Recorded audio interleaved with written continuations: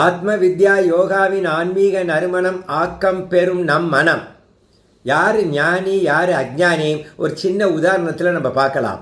2 பேர் கர்நாடிக் மியூசிக்கில் எக்ஸ்பர்ட்டு. ஒரு சபாவில் அவங்களுக்கு சான்ஸ் கொடுக்குறாங்க.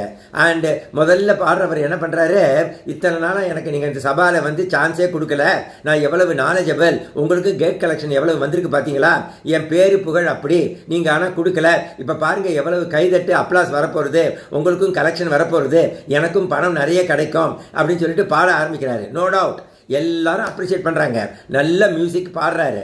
ஆனால் அவர் ஞானம் கிடையாது, அவர் ஞானி சொல்ல முடியாது. அவருக்கு மியூசிக்கில் அறிவு இருக்கலாம், ஆனால் உண்மையான ஞானி அவர் கிடையாது. மற்றொருவர் அவர் என்ன நினைக்கிறார் மனசுக்குள்ள, இத்தனை பேர் வந்திருக்காங்க நிறைய என்னுடைய பாட்டை கேட்கறதுக்கு, காலையில் ஆஃபீஸ்லேருந்து கிளம்பி வீட்டிலேருந்து கிளம்பி 1008 டென்ஷன் ஸ்ட்ரெஸ்ஸோட அவங்களுடைய ரிலாக்ஸேஷனுக்காக இங்கே வந்திருக்காங்க. என் பாட்டை கேட்ட பிறகு வீட்டுக்கு போகும் பொழுதோ லைட் ஹார்ட்டடாக வீட்டுக்கு போகணும் அப்படிங்கிற எண்ணத்தில் அவர் பாடுறார். ஆட்டோமேட்டிக்காக அவருக்கும் அதே ஃபீஸ் தான் கிடைக்க போகிறது.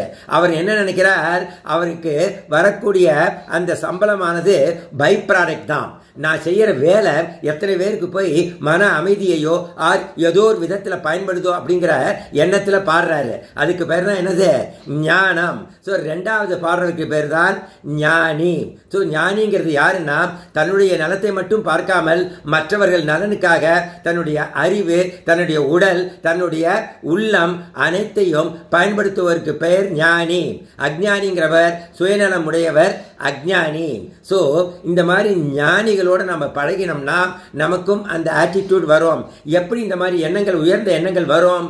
அதுக்கு என்ன பண்ணணும், நமக்கு நிறைய ஆன்மீக சாதனைகளை பண்ண வேண்டும், கர்மயோகம் செய்ய வேண்டும், மற்றவர்களுக்கு சுயநலம் இல்லாமல் உதவி செய்ய வேண்டும். இப்படி நம்மளை கொஞ்சம் கொஞ்சமாக ஆன்மீக லெவலில் உயர்த்திக்கிட்டே போனோம்னா நம்மளுடைய அறிவானது பல பேருக்கு பயன்படும். அதனால் கிடைக்கக்கூடிய வருமானத்தில் கவனம் இல்லாமல் அது ஆட்டோமேட்டிக்காக வரதான் போகிறது. புகழுக்காக செய்யாமல் அப்படி பண்ணும் பொழுதோ நம்மளுடைய கெப்பாசிட்டி, நம்மளுடைய கேப்பபிலிட்டி, நம்மளுடைய எபிலிட்டி, நம்மளுடைய ப்ரொடக்டிவிட்டி, நம்மளுடைய எஃபிஷியன்சி, நம்மக்கிட்ட இருக்கிற ஹிடன் டேலண்ட் எல்லாமே வெளியில் வரும். இறைவா நன்றி.